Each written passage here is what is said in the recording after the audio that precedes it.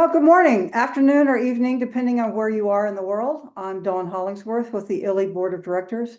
We're pleased to welcome Jeremy Swiben, President of Lighting Shrink, to demonstrate professional wire connections using Lighting Shrink products.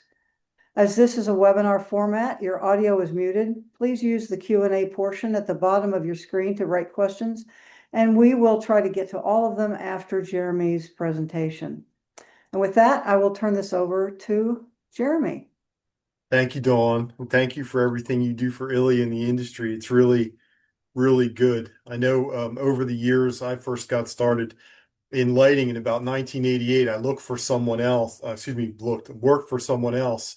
And I remember back in those days, it was a company called Nightscaping, Loran Nightscaping, and they would do road shows. And I worked at a nursery at the time, and my family business was electrical contracting. So I saw outdoor lighting, for the first time. And, like everyone else, maybe watching, you catch that bug and you just get passionate about it. So went to install our first systems. Botanical Lighting is our sister company. We still operate it. We still maintain tens of thousands of lighting systems twice a year. So it really gives us the confidence to know over all these years how we do connections really does endure. How we started the first time saying how connections were done then were not working is I actually have the actual sample. So if everyone can see this, I hope it's basically a burn through wire nut. So the first time that we saw this, Yeah, obviously we were in trouble. Jeremy, With it, I need to interrupt you. Your background is actually, if you could just turn your background. Yeah, we're not getting, how's that? there you go. There you go. Great. Yeah, So now we, hopefully everybody can see that that was burned through. And this was found in about 1988, early 1990. And the manufacturers recommended it. And I don't think anyone really knew at the time what really happens long term when connections are made in the garden. So once we saw that, we were scared. We said, oh my goodness, we really want to build out a lighting practice. We want to do a lot of lighting installations and we want to be a company, for the rest of our lives. So we started the process of trying to find ways to connect wire.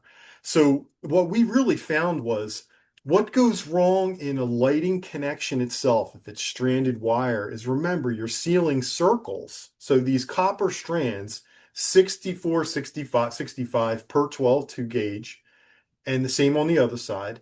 And that's even before you introduce a fixture wire into it, is approximately 100 some strands of copper that you're trying to put together. So there's a lot of room for error there. So we were trying to wire nuts as hard as we could, but then fatigue was setting in. You put in 25 fixtures, it's 50 firm handshakes, a job. And then we were trying to fill it with things. We dipped it with tooled rubber. We dipped, silica. Oh, we tried all these things. So what had happened over time was we realized that it needed to be consistently tight, and that's where the tool came in. So we came up with an idea to create a tool that no matter who the installer is, someone that has never done a connection before can make a connection as tight as me by basically crimping this down. It has a very long handle so you have leverage, so there's no fatigue. Sometimes folks will say, can you make it a little shorter? And I'd say, well, after you connected about 20 fixtures on a project, you'll be really glad that it has this leverage to it. And in the tips, it shows you the different colors. So blue, yellow, red. Blue is your typical. That's going to be what we call a small connector. It typically connects two 12s and a fixture wire. Then we have the mediums, typically 10 and a 12 gauge. And then we go to red for the system folks that still like the hub style. But nowadays that's not quite as common. So once you are able to connect the actual wire together consistently tight, then you have to think about how do you waterproof it. So obviously it's in the soil more than it's not. It's in the wet soil. A lot of our properties have irrigation systems. So, it's always wet. So we tried different blends over the years of heat shrink tubing that would work and that would fail. Finally, around I want to say 98, we found a blend that works added something else to it, and then basically we found it. Started using that. We have now connections out in the field where we've never had a failure, which is amazing. So we don't typically get failures at all with lighting shrink. If you heat it with the heat of a flame, we use MAP gas, and you allow the inner adhesive, which becomes the gasket, to flow from the ends. You want to make sure it comes out about an 1/8 inch to a 1/4 inch. And here I actually have a demo of where the ooze should be. Hopefully you can see that. And you can see that the ooze is coming out. And here's actually the crimp process. So basically the tool goes over the tin coated barrel, obviously the wire stripped back to the jacket, and then you crimp it with the tool. And remember with the tool as well, it doesn't release until it's tight.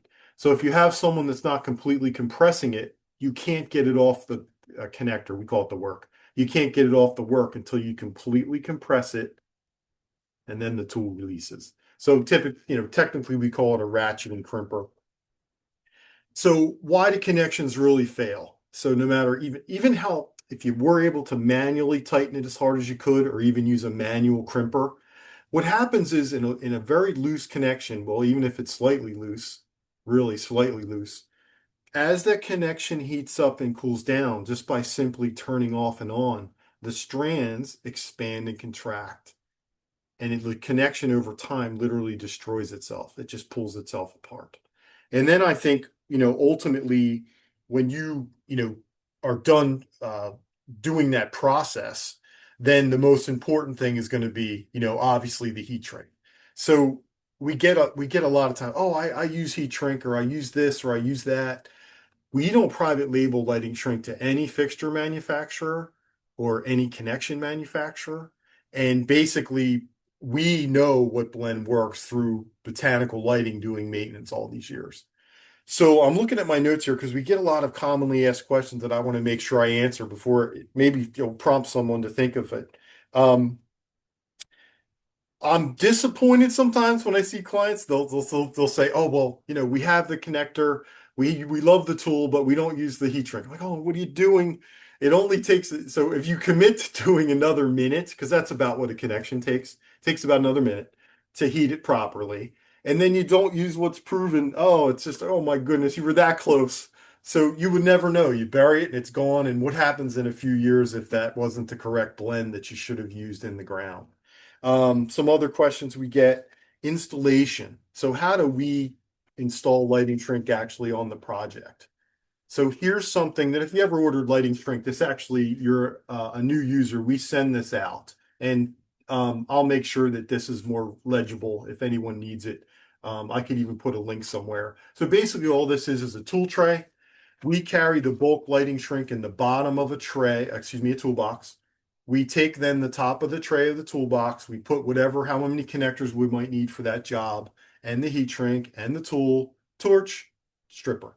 And then we just go to each connection. We put a little kneeling pad down, and we just connect each connection like a professional. So another trick is underneath, you'd want to put your digging shovel that you use to dig the trenches. Just put it right underneath the two connections at the same time being heated, and it radiates the heat back. So it really, actually, we can connect a connection probably in less than a minute, but I tell folks to take their time. And what I really mean by that is we finally have something that we're artists that we could get paid for. We're doing for the look, of the art of the lighting that you're creating. We finally get a chance to do craftsman work. So we have a craftsman connection. It looks amazing.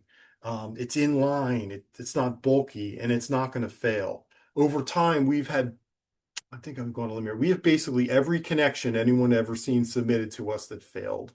Now, whether it was user error or something dried out, or initially it wasn't put in right, that to me doesn't really matter, because if you follow this system and you basically, it's easy to do, it's hard to mess up, very visual, and mechanically limiting, it works. There's just nothing else that can go wrong with it. Some other questions we get, at least specifically if you find that the extra minute is too much time for one of your installations, just consider using them in core drilling, of course. if you're doing any second floor work, it's nice to have a professional connection that's in line and professional looking. Um, Obviously around fine gardens. So if you have clients that have not only the great specimen plantings, but they might have fine perennial gardens. So you want to make sure that if a connection fails, you don't have to go back and dig up those plants looking for the connections that you created. And then probably the most important thing, risers, right? So where your treads would be, if you have your fixtures that you decided that you want to put inside the home steps, and you lock that in masonry, you want to really make sure you're using a professional connection because obviously you'd have to break apart the masonry to, get that out. Checking my notes here if there's any other things. No, I think that's basically covers everything. Finally, the maintenance that we do still at Botanical Lighting after all these years. So Botanical Lighting is 33 years old. We started in 92, 93. And one of the first things that we were told to do was maintenance, so we tried to do that as much as we could. We ended up about 15 years ago really diving into every single project that we ever put in and asked the client, listen, we really want to come back and make sure everything's looking good. And that gives us such confidence that the system that we use, Lighting Shrink, is really, we feel, a professional system, a craftsperson system, and it really elevates, the industry overall. So that's really all the questions that I typically get about Lighting Shrink. I don't know if I left anything out. I don't think I did. Dawn, what do you think? I think that's good. Would you show, could you show the connection a little bit closer to the Sure. camera again, right there? Hmm. Yeah, show it. So that is the barrel, and then you use the ratcheting crimper on that. And then, but, Tin coated copper barrel. oh, okay. Correct. And then you make sure you, put the, heat shrink, tube. Okay. Oh, thank you. And then you use Correct. a heat gun to shrink that down, and it ends up looking like the one on the bottom there. Is that We correct? actually heat gun is fine, but we recommend MAP gas. It's in a yellow bottle Can you and it has explain a what, trigger handle that when you release that red button or you squeeze it and the flame comes out, you release the red button and the flame goes away. okay, Automatically ignites. It runs hotter, which this tube can take. And you okay. don't typically, I'm glad to actually, you made me think of something. Can I continue, Dawn, or did you have another Yes, question? no, go ahead, because because I've used this on my irrigation system, and I used a heat gun. I just used a heat gun, a regular Cool. heat gun, and it worked fine. Great. It does. It does. Yeah. We find users is like, oh my goodness, they're trying to race themselves all the time. Lighting gives you a chance to slow down and get paid for your time and to take your time. But I understand everybody's not in the same place that they're just starting out and they need to get to the next one. Um, you light heating shrink with the heat, not the flame. So we suggest about a fist away, 4, 5, 6, 7 inches with the heat, just moving it over top of the shovel you dug with, and it just melts beautifully. Yeah. It takes about 30, 40 seconds. You can see we like to start, we like back and forth a few seconds, so to speak, with the heat flame. Excuse me, the heat. You can almost see the heat in the air. And then we really concentrate on the middle a little bit more because then that allows the adhesive to race out of the middle, come out of the ends, and then within another 20, 30 seconds, it really shrinks down. So MAP gas is what we use. And if you ever order lighting shrink, there's actually it shows the tube, excuse me, the bottle in the Okay. toolbox, and that Yeah. kind of clarifies it. You have to get that closer to the camera, because, Yeah, I think this is something that for a webinar here, I probably isn't going to be that great. yeah. Can you see it? No, we're not seeing it because your background's been acting kind Yeah. of funky, My but background's too swanky. yeah, it's funky there. So, okay. All So right. Well, oh wait, we do have a question here. So where's your company located, and where do you provide services? for botanical lighting, Yeah. that's great. Everyone finds out I've owned an old lighting company. Like, where are you? Um, we are. when we first started in 1992, 93, there was very little lighting people. It was it. So we traveled all up the East Coast, anywhere, I'd say anywhere people would have us. Our base is New Jersey. So we would serve mid-Jersey, Princeton. We had a Princeton phone number. And then we had a Pennsylvania phone number, which we'd call the main line, which is kind of a localized term. Now, as I've gotten older, we've cover your ears, people that are building. We actually let clients go that aren't, into the maintenance and really into the look. So we've shrunk down our space now to approximately, we service about 180 to 200 clients every two times a year. So primarily New Jersey to answer your question, within a 30 to 50-mile radius of New Jersey. Okay. But you sell lighting shrink products Oh, botanical lighting. We sell lighting shrink. That was botanical lighting. right, and lighting shrink's a separate company, and so you sell those all over. Lighting Shrink's about 19 years old now, Yeah. maybe 20. We sell all over the entire United States, Australia, a little bit in Japan, I think, and then Canada. Okay. Great. Yeah, All right. so it's really cool. A Well, lot of professionals out there, evolving. I know everybody's not in the place they can do it. It takes time to be able to give yourself the gift of professionalism and, not having to look behind you. Sometimes I know some users, they say, oh, I only use it for certain things in the job. And I'm like, well, why don't you just use it for everything and not worry about it? But yeah, they're just Jeremy, not in that financial place yet. Jeremy, I have a quick question, also for designers on the call. Yeah. Since they're not installing, Yep. could they reach out to you and get maybe a sample of a connection Sure. We for, actually give out these loops. yeah, Yep. okay, so they could reach out to you and get a sample, and so they could show their installer what kind of connection they should use. Yes. And there's all Okay. kinds of information about that. We have videos on our website that show them how to put it in. Uh-huh. And it's very simple. Pricing too, by the way, isn't that bad. It's really about the cost of some connectors are more expensive actually. Let's say I tell people $3 to $5 put extra in a fixture, and that could even cover your extra labor. We do a thing where we send out a blast um, for the designers on this call, and maybe you've gotten it, where we say how to charge and price for professional connections. And you basically can get an upcharge for the connection above and beyond what your time and it actually costs. If you show whomever your client is or the installer this, they're typically, okay, cool, that looks good. Um, but I wanted to make the point about the price. They're $3 to $5 a connection. It's actually less. But if you kind of price that in like that, you should be more than covered for whether it's the installer's time or the initial cost. Does that make sense? Yes, yes. Okay, I just want to make sure that the designers felt like they could reach out to you, because I think it would help them show their installer what they, what they should be doing, and it would be helpful for them. Oh, it's great. And I'll tell you, hopefully it's your art always first, that's really Yeah, speaking to your client. And they're just blown away by how great the composition is. But every once in a while, you get the client that they're just kind of on the line and you say, wow, this is how we do, this is how thoughtful we are. We install permanent connections and you won't have any problems later. It's just that one more thing that hopefully makes them look in your direction.